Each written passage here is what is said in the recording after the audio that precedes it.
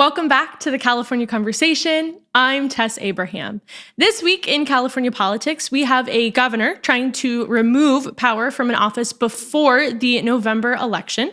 We have a bill that was designed to keep sex offenders out of serving in public office, yet is somehow creating exceptions for criminals. And yes, we have state officials getting ready to inspect your trash. If all of that sounds unbelievable, unfortunately, it is true. And we are breaking it down today to show that the decisions made by our state officials, by our leaders in government, absolutely affect us. And that means that we need to care and we need to be informed about the upcoming election. We are going to get into all of it today. But before we get started, make sure to like this video, subscribe to this channel if you haven't already, and ring that notification bell so that you stay up to date on all things California politics. And if you want more information or you want sources cited in compiling today's episode, you should check out the corresponding article on my website, which is linked below.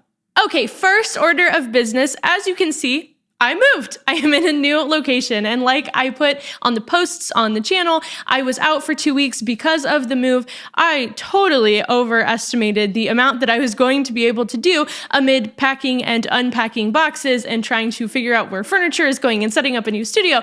It was all too much. So I had to take a break while I figured that out. Now, don't worry, I'm still in California. We did not even move that far, but it is a new chapter, which means you can see that there have been some changes and there may continue to be some changes to the background on this show. And I really missed being able to cover and break down what was happening. Now, I totally thought that 2 weeks in July in the summer was not going to make much of a difference. I mean, what is really going on in politics during the summer anyway? Usually things take a break.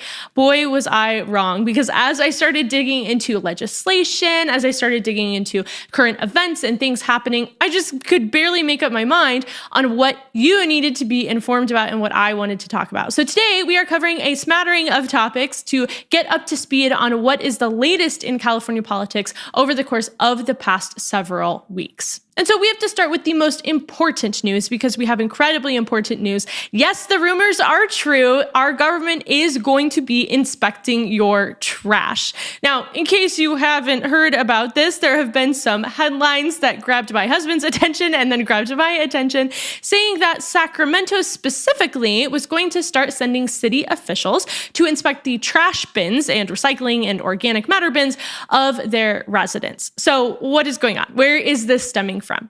This actually ties back to a bill that was passed in 2016, Senate Bill 1383. What this bill did was it required California cities and counties to reduce the amount of organic waste in landfills by 75% as compared to 2014 levels. So what's the goal of this? Why do they care about organic waste sitting in the dumps? Apparently, our landfills account for 20% of our state's methane, which, according to the experts, is a climate super pollutant. And so part of the climate change policies in California are to reduce that methane in order to reduce climate change more broadly, I suppose. And so they instructed that cities and counties severely reduce the amount of organic waste that is going to sit in these landfills. But that has to start with residents sorting out their organic waste. And this is not new. I actually got from my landlord a few years ago a little waste bin that said you need to put your organic matter in here, and that's going to be separate from what you are allowed to throw in the trash. But I didn't pay a whole lot of attention at the time to what was going on politically that was causing that. So the actual separation of organic matter isn't new, but enforcement of that is what is new, and that is what is driving this change. Because even though Gavin Newsom, our own governor, has touted this as a massive step forward, that he is someone who is pushing for reducing these levels of methane in order to actually push forward climate goals, he actually said that at the UN climate conference last year. Despite him bragging about that in California, we have failed to meet any of the benchmarks that were set out in the legislation. So the bill actually had benchmarks for years 2020, 2025, and then there's still another one to be met in 2030. And so far, we have not met the benchmarks that have passed, and we are not on track to meet the benchmark in 2030. So that is why now cities and counties have to take it upon themselves to really look into ways of how they are going to achieve measurable success in these areas, because we're creeping up on the last threshold that we are just failing at passing. Now, I would think if, as a government, you passed a law or you passed a policy that proved incredibly difficult to actually achieve, and if you missed several of the benchmarks along the way, because actually our food waste, organic waste that goes to landfills increased by 1 million tons between 2014 and 2020. So that's a huge amount when you're supposed to be decreasing that. I would think if you pass that and it's clearly unachievable, we should reconsider. We should revisit if this is the best way forward, if it's going to be even realistic that we could ever get there, and how much this is actually going to curb the climate change that they say is going on, how much it's really going to make an impact for the actual enforcement and for the headache that it is even for residents to have to be dealing with this trash sorting. But we don't live in a reasonable, rational state. We apparently live in what feels like a very communist regime, because now they're going just to dig through our trash. I don't know why that's the best solution, but that is. And so what they're going to do is they are sending out, first in Sacramento, probably to follow in other cities, they're sending out officials in brightly colored vests to go and peek in your trash bins. And then according to an official, they say that any container we touch will either get a great job tag or a let's sort this out tag. But, quote, either way, we want to provide education and make sure everyone knows the resources that they have available to sort their waste correctly. So that is what our government is spending their time on, is they're going to be putting stickers on your trash to say you did a good job, or we need to have a conversation about this. Why do we care about something as silly as this? Well, because once again, our state is imposing certain things that you are required to do, and now they are going to turn to enforcing those things that you're required to do, when in reality, those actions are going to have an immeasurable impact on something like the warming of the climate or the changing of the climate. When we still have actors like China and India who are massive pollutants, I don't think that me throwing my banana peel in the wrong colored bin is actually going to make a huge measurable change for the environment. And they like to claim, well, it takes everybody doing their part, but we can just be honest about the fact that this is performative politics. This is virtue signaling so that Gavin Newsom, so that the left, so that Democrats can get up there and say, look at the advancements that we've been pushing forward. Look at the change that we're trying to make. I passed XYZ bill that said we were going to do these 3 things, and that was going to stop climate change, but everyone has to be on board, and residents aren't on top of it. And so now we have to turn to enforcement. That's all that they want to do. They just want to signal that they care about the climate without actually putting measures in place that are going to be effective. And I'm sorry, that's not how it works. We demand actual policy that is going to push forward real change and that is going to solve real problems, not things that are just, again, performative. But unsurprisingly, that is not the worst thing to happen in California politics recently. And so you may have also heard about, but there has been some controversy in the news surrounding a certain office that was up for election in our primary that we just finally got the results back for. And that office would be the Superintendent of Public Instruction. Now, if you remember, I have talked about this role before as we were getting closer to the primary and who to vote for and all of that. So I won't repeat too much of what this role is, but just as a reminder, this is basically the person who is the face for the K through 12 education, specifically public education in our state. And so they oversee the Department of Education. They really run things. And while it is an important role for setting policy direction, they have to work hand in hand with other people at the Department of Education as well in order to achieve the goals that have been outlined for them. Now, if you remember, the person who performed the best in the primary election was Sonia Shah. She got 25% of the vote, and that's a huge deal because she is a conservative. She is fantastic. She stands for parental rights in the classroom. She wants to protect women's sports, to keep boys out of girls' sports in public education, and she wants to make sure that we are putting academic excellence over ideology. And she actually fought our governor and our attorney general while she served on a school board in her district. And so she pulled ahead. A lot of parents like her.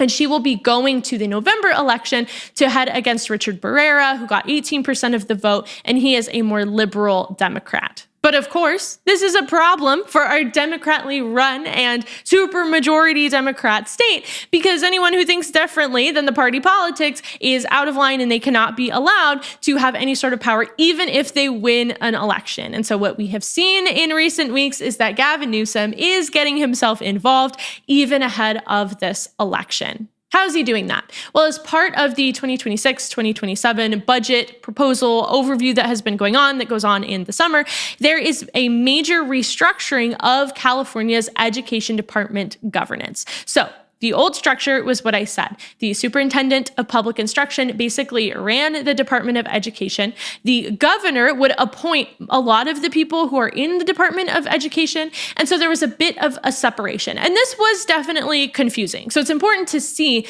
that even with the original structure, the superintendent can't just walk in and say, this is how I want to run things. I'm changing everything that there is in schools. Basically, they oversee officials who have been elected by our governor, not by the people. And so there's sometimes competing priorities depending on what the voters want versus what these appointed officials who were appointed by the governor also want. But it's served at a sort of checks and balances. So instead of the governor having all of the power to appoint every single person in the education department, the people would elect the superintendent who's going to oversee all of it. That person would have to represent back to the people what is going on with K through 12 education in your state. And then they would have to work with people who maybe were appointed by our governor. Of course, though, if your superintendent is going to walk in and be hostile to the people in the Department of Education, that's going to pose a bit of a problem. And so what Gavin Newsom has done is he has stripped away the superintendent's role from being the head of the Department of Education and overseeing all of those functions, and instead has created a new role that is going to be a person appointed by himself, by the governor, no surprise there, and has moved the superintendent role so that it still exists. But again, it's not overseeing anything and it's not really representing the whole department to the people. And so again, it will exist, but it will just be a smaller role as part of the State Board of Education, not the person who is managing it. Supporters of this, supporters in our legislature, the people who have allowed for this, voted for it, pushed for it, say that the chain of command was always confusing, and so this streamlines it, and it makes sense that the governor should just appoint people. So they really play on the fact that there has always been a little bit of a split priority there, depending on who is elected in office. But the problem is that cleaning up of the chain of command is coming at the expense of voter oversight. Because there is a purpose for why we have this elected office of the Superintendent of Public Instruction. And it's important for us to understand this is constitutionally protected by our state constitution. So Gavin Newsom can't just abolish this role. That's why he didn't get rid of it entirely. You have to get voters to pass a proposition that proposes abolishing this role, which would be a constitutional amendment. That proposition has popped up 4 times for voters historically. And every single time, voters have struck it down. They have made it clear, we want this role. We want to be able to vote in the person who is the face, the representative of, and the head of our public education here in California. And so it's interesting to note that while our governor sees that he can't get rid of this role and he can't gut it entirely by just moving it off, he still can make massive changes to make sure that the superintendent can't really do anything, that they're more of a figurehead that's elected by the people, but they can't actually walk in and command the Department of Education because they're not actually in charge of it. Even for some Democrats, this is a step too far. Senator Chris Cabaldon, a Napa Democrat, put it this way, quote, "To me, it feels very deeply democratically cynical that the voters 4 times before have said no to making these reforms, that we're just going to try to do it without them and leave in place the shell of what the Constitution requires in order to get around that." I couldn't say it better than that, and I couldn't agree more. That is exactly what's happening, and it's very unfortunate to watch our governor even trying to do that and completely make the role a shell of what it is before voters even have the chance to elect the person that they want. If voters vote someone in, that should tell you something about the priorities that they want to see in public education versus the priorities that they have already seen. If voters are voting for a change, then maybe as governor, you should listen to that and you should respect that change rather than just saying, I'm going to preserve my power at literally every single turn. Yet, it's really not surprising for Gavin Newsom. But apparently that wasn't even a step too far, because also in recent weeks, our lawmakers have decided to tackle a very important topic, and then they have also decided to completely mess it up entirely. And so we also need to talk about AB 2691, also known as the Public Trust Protection Act. What this is this is a bill that was introduced in order to prevent certain people convicted for felony sexual assault or human trafficking from being eligible to run for office or be elected to public office here in our state. And this is in response to many public scandals that have happened over the past few years. Obviously, the liberals who advocate for this say, oh, this is because Donald Trump is allowed to be president and he has a checkered history, or there are questions about what he has been accused of. But more recently, this is also a response to Eric Swalwell. And if you've seen his friend Graham Plattner and what's been going on recently, there's just a lot of scandals of people who don't seem so great who are running for very high positions of power in state government. And so this is a response to that. Now, this bill passed the California Assembly with full support in April. So it passed very easily to say that people convicted of the crimes that were laid out in the bill are not going to be allowed to run for or hold public office. And so you may be thinking, what is there to really discuss? This is a great bill. There's not really that much that we would agree with. Sure, if you have committed sexual assault against someone, I don't know that you will be able to earn the public trust or should be able to earn the public trust. And so wrap it up, we're done here. Well, unfortunately, even when our state does a good thing, they seem to mess it up. And that is exactly what has happened, because Senator Scott Wiener, ironically, was not happy with this bill. He has not been clear on why he's not happy with this bill, but he's not happy with it. And so he insisted upon amendments being made to the bill. And when you read those amendments, it completely undoes the original intent of what the bill set out to do. So the original bill said that any person who has committed crimes, including rape, sodomy, oral copulation, and sexual penetration, would be permanently banned from office. There were no exceptions. There were no loopholes. Any person convicted of those crimes was going to be prevented from running for or holding elected office here in California. When it's amended, the amendments carved out exceptions for felony sodomy, oral copulation, and sexual penetration when committed against a minor between the ages of 14 to 17. Let me say that again. The amendments to the bill made it so that if an individual committed those three specific crimes under the California Penal Code against someone whose age is 14 to 17, that person could still run for and hold elected office in California. And let's be clear, it's not like other bills where it says, oh, if you committed this crime on a person these ages and you were within 3 years of their age, kind of a Romeo and Juliet situation, then you are exempt. It just says any person. So this includes situations where a 22-year-old, a 35-year-old, or a 60-year-old commit either of these three heinous sexual assault crimes against a young person, a minor aged 14 to 17. That person, no matter how old they were at the time they committed the crime, no matter what the circumstances were, that person is exempt from this bill, meaning that they can run for and hold public office. How in the world does that make sense? How in the world? I don't understand it. I really don't understand it. And the California Family Council also doesn't understand this because they are a great group. They are in opposition to this bill now because of the amendments. They actually said they were in support of the bill originally. They thought that it was great, but with these amendments, they cannot in good conscience support it. And so Vice President Greg Burt actually testified before the legislature about this bill. And he said, quote, barring people convicted of felony sexual assault and human trafficking from holding public office is a good policy. We want to support this bill. A person convicted of felony sexual assault against an adult would be barred from public office. but a person convicted of those same acts against a minor would not be. Adult victim, you're disqualified. Child victim, you may run for school board. It protects child victims least, exactly where protection matters most. And that is said exactly right. I mean, not everything is just running for the governor or running for a very visible role that people are going to find out about your background. You can be running to be on your school board, even if you have committed these crimes. I don't understand how that's achieving the original goal, which the intent of the bill was to make sure that predators, that people convicted of sexual assault, the people with these checkered sexual history, they can't gain public trust anymore. That was the entire argument, is you have forfeited public trust, therefore you shouldn't be able to hold public office. How have you not forfeited public trust by committing these against some of the most vulnerable people, namely teenagers, young teenagers?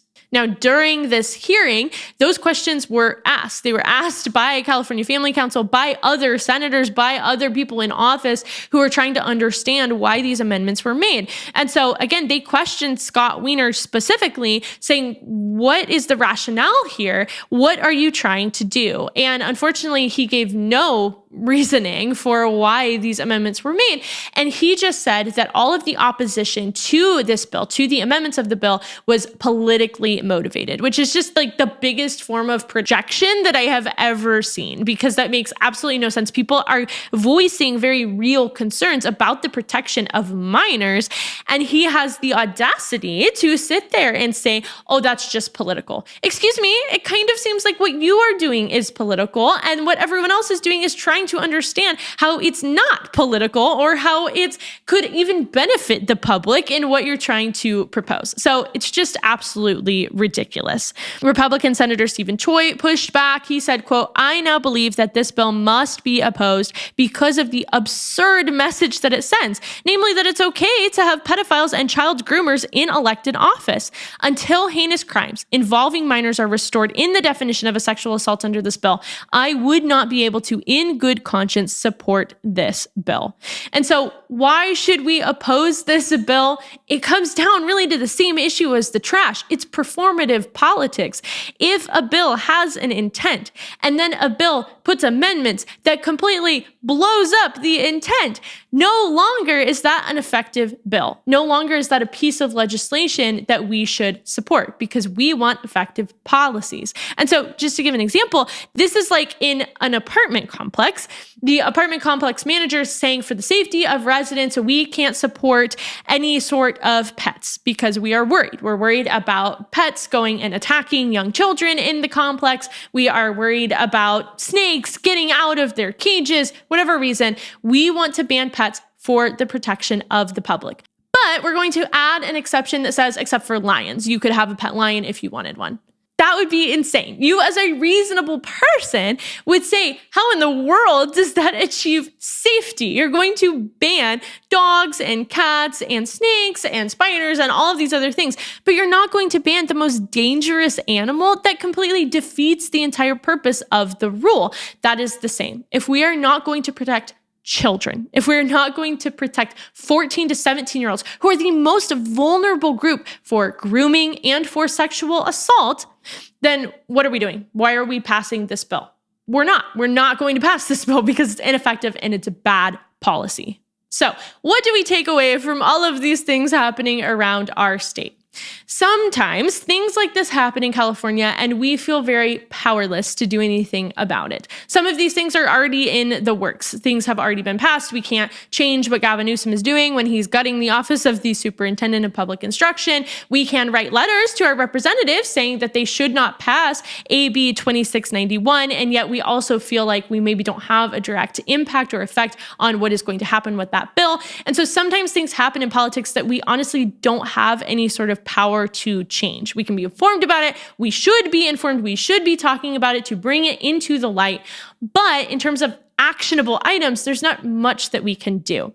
But we do have a chance this November to do something about the propositions and the candidates who are put in front of us. And so even though we read that certain things are happening in California that we have no control to really stop or change, there are other things that are directly within our control to cast our ballots on, to be informed about and make an informed decision at the ballot box come election day. And so I want to encourage us that this is an election year, that there are a lot of ballot propositions, and that we need to understand every single one of them in order to prevent the decline that we already see in our state from getting worse. Now, there are 14 propositions on the California ballot for November, which is insane. That is so much more.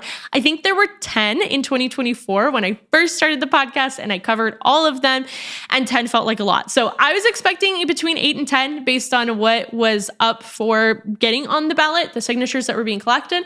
So to see 14 is overwhelming. And maybe you feel overwhelmed. And a lot of times these propositions are very niche topics. It's things in healthcare, it's things with taxes, it's little amendments that want to be changed. It's things that it's like, how am I supposed to understand and care about all of these things? And so maybe you feel overwhelmed. And I want to address that right now while we still have time early on to say, we cannot let the sheer volume and we cannot let the very specific nature or topics of these propositions overwhelm us from disengaging or from making uninformed decisions. Because this is the part, these are the parts of politics that we play a direct role in. And so every single proposition matters because every proposition speaks to a topic that we need to know, is this going to help our state or is this going to push us further down the crazy train that we're already in?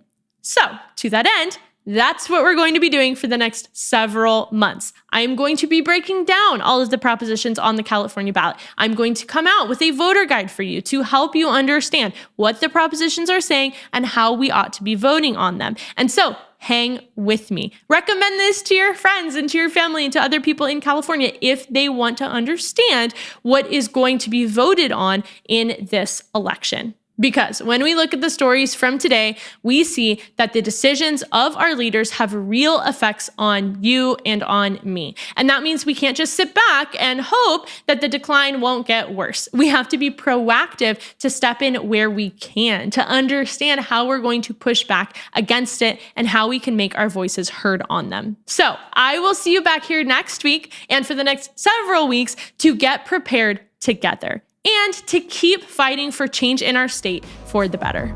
Thank you so much for joining me here today. I hope it was helpful for you as you navigate life in our state and that you even learned something new. If you love the show, please spread the word and share it with your friends, family, and fellow Californians. And I'll see you back here next week for another episode of the California Conversation.